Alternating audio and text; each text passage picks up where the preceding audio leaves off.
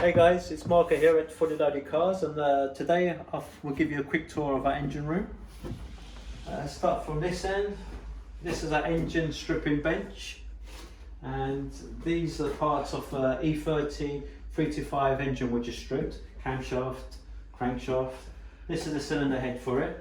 The engine actually overheated, so we need to send it away, get it skinned, get it tested, and put new guides in it, new seats, and then when it comes back we'll paint it and reassemble it, and it's going to go in a 325 Sport we're restoring, so keep tuned for that. That's another special project.